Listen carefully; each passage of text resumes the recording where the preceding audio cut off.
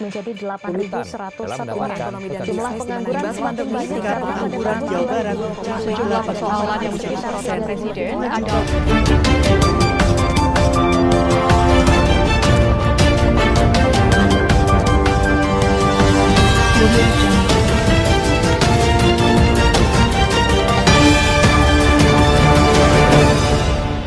Di era Presiden Joko Widodo terungkap diantaranya banyak lulusan pengangguran tinggi yang hanya mau bekerja di tempat tertentu.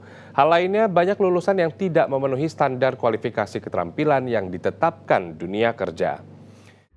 Berdasarkan berita tadi, terlihat bahwa pengangguran di Indonesia tergolong masih sangat banyak. Ternyata jenis-jenis pengangguran di Indonesia itu ada beberapa jenis, seperti pengangguran terbuka, pengangguran terselubung, dan pengangguran musiman. Jadi di video kali ini izinkan kami dari kelompok 2 untuk memberikan pendapat kami mengenai pengangguran. Di sini kami sudah mempersiapkan 2 narasumber yang sudah siap membagikan pengalaman mereka, di mana narasumber ini tergolong dalam pengangguran terselubung. Sedikit informasi, pengangguran terselubung merupakan pengangguran yang bekerja namun tidak sesuai dengan passion yang mereka miliki. Baik, sebelum itu izinkan kami dari kelompok 2 untuk memperkenalkan diri. Dengan saya Ninengah Windy Aristia Aryaswari Aryana dengan NIM 122-10568 dan rekan-rekan saya. Perkenalkan, saya Niloka Sastriswari dengan nomor NIM 1221054. Perkenalkan, nama saya Ani Putri Dokteriani NIM 12210560. Hai, perkenalkan saya Niaman Raditya Zuyudiantari dengan NIM 1221055. Perkenalkan, nama saya Nimade Ayu Ratnasri dengan NIM 122100542. Perkenalkan, nama saya Inyuman Widya Saputra, NIM 122-10579. Perkenalkan, nama saya Gede Pratama Suraditya dengan NIM 122-10569. Halo, perkenalkan nama saya Edo Madirano Kamahendra dengan NIM 122-10546. Baik, untuk mempersingkat waktu, langsung saja kita menyimak pengalaman dari narasumber kita yang pertama. Kepada rekan Rian, waktu dan tempat dipersilahkan. Baik, terima kasih atas waktunya. Halo semua. Saya Rian dan di kesempatan kali ini saya sudah bersama pembicara yang siap membagikan pengalamannya. Nah, untuk menjaga privasi dari pembicara kami tidak akan memperlihatkan wajahnya dan identitasnya. Sebelumnya, terima kasih banyak sudah mau meluangkan waktunya untuk menjadi pembicara kita hari ini. Iya, aman. Di sini saya sudah menyiapkan beberapa pertanyaan nih Kak untuk Kakak. Yang pertama Kak, aku pengen tahu kegiatan Kakak sehari-hari ngapain aja Kak? Kalau kegiatan saya tidak ada sih Kak, paling cuma main game aja sih Kak. Oke, berarti main game doang. Iya. Kakak hobinya emang nge-game? Iya, hobi saya emang nge-game sih kebetulan. Nah Kakak pernah ada pengalaman kerja nggak sebelumnya? Oh, saya pernah Kak. Di mana? Di hotel. Oke. Di bagian apa? Saya di bagian front office waktu itu. Oke, di front office. Nah, masih kerja di sana atau? Sudah resign sih Kak. Oke, sudah resign. Karena apa Kak, kalau boleh tahu? Karena menurut saya gaji di sana dengan waktunya tidak sesuai gitu Kak, waktu kerjanya. Emang waktu kerjanya dari jam berapa sampai jam berapa Kak? Waktu itu kalau tidak salah saya kerja tuh dari jam 11 malam sampai jam 8 pagi sih Kak. Wow, berarti berarti Kakak merasa dengan waktu dengan jam kerja seperti itu dengan gajinya itu tidak cocok berarti? Iya Kak. Oke. Kakak sedang berkuliah atau enggak untuk saat ini? Saat ini saya tidak kuliah sih Kak. Ada keinginan untuk melanjutkan kuliah ke depannya? Kalau saya ke depannya tuh belum kepikiran sih Kak, karena saya belum tahu saya akan mengambil jurusan apa di perkuliahan nanti Kak. Oke. Ini Kak, kita balik ke topik tadi yang ngomongin tentang pekerjaan.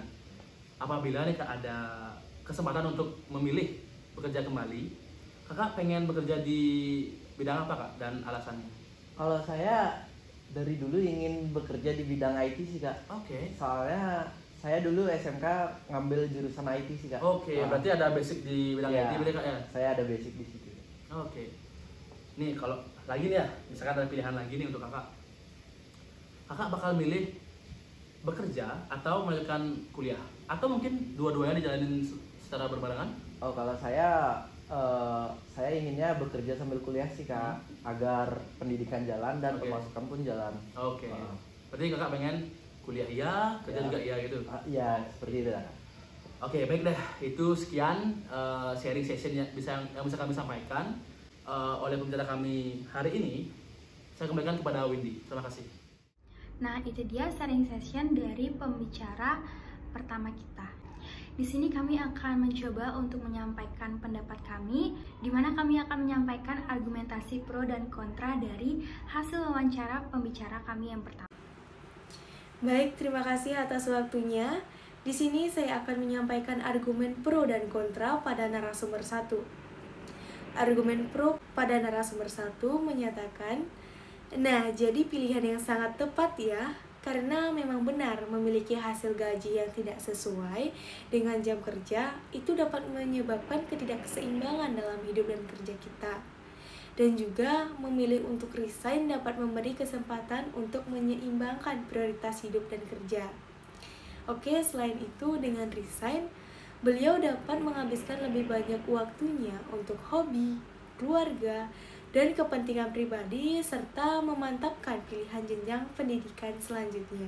Kemudian, argumen kontra pada narasumber 1 menyatakan, adanya resiko keuangan karena resign dari pekerjaan tanpa ada plan B.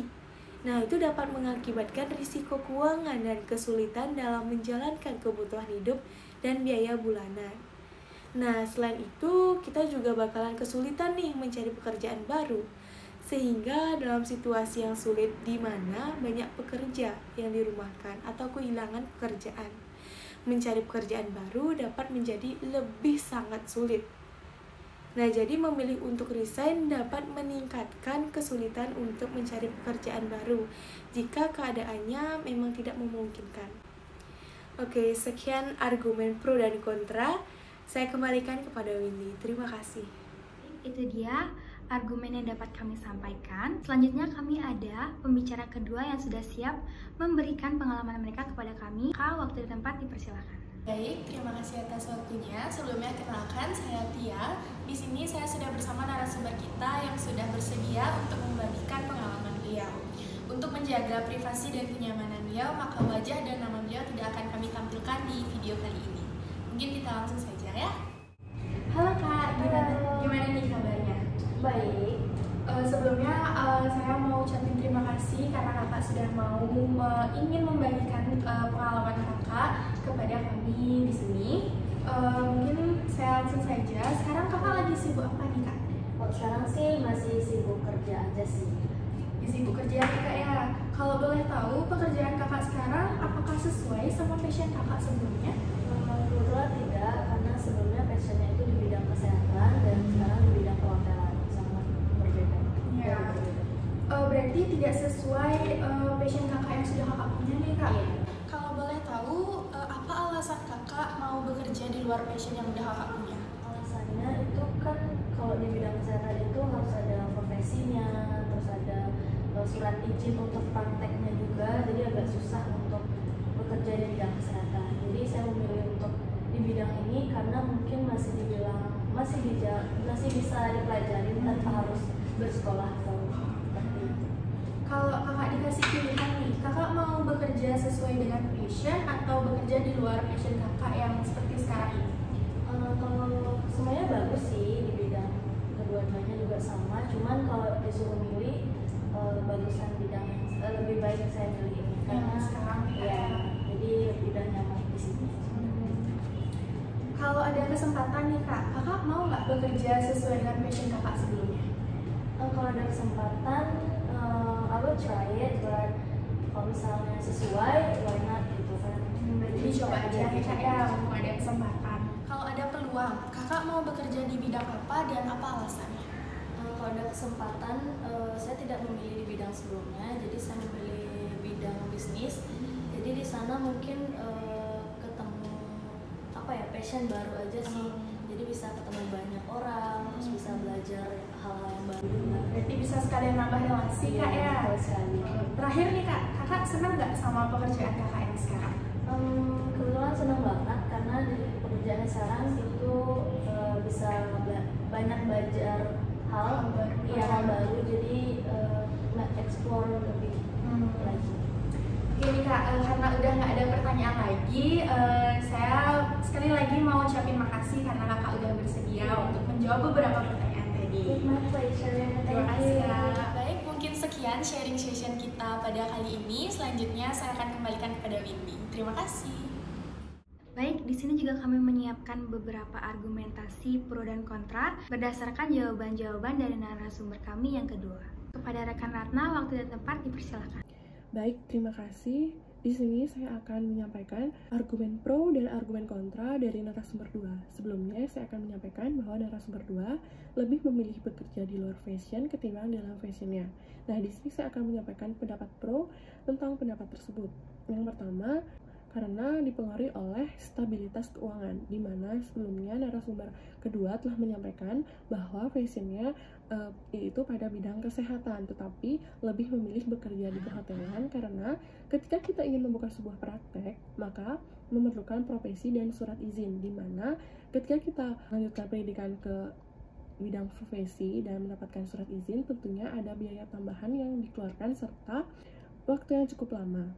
Kita juga banyak melihat bahwa orang-orang yang bekerja pada fashionnya belum mendapatkan gaji yang cukup untuk memenuhi kebutuhan hidupnya. Selain itu, ketika kita bekerja di luar profesi, kita juga mendapatkan kesempatan kerja yang lebih banyak karena kita bekerja di luar fashion, maka kita bisa mengambil pekerjaan apa saja dan kita dapat mempelajari pekerjaan apa saja. Nah, yang ketiga, kita juga mendapatkan pengalaman yang berharga karena ketika kita mempelajari hal-hal baru, mempelajari pekerjaan-pekerjaan baru, maka kita mendapatkan pengalaman dan pengalaman itu akan sangat berguna di masa depan. Selanjutnya, saya akan menyampaikan argumen kontra dari narasumber yang kedua. Nah, ketika kita bekerja di luar fashion, maka hal yang dapat terjadi yaitu kurangnya kepuasan terhadap pekerjaan karena bekerja di luar fashion seringkali membuat kita merasa kurang puas atau kurang merasa bahagia dalam menjalani pekerjaan tersebut.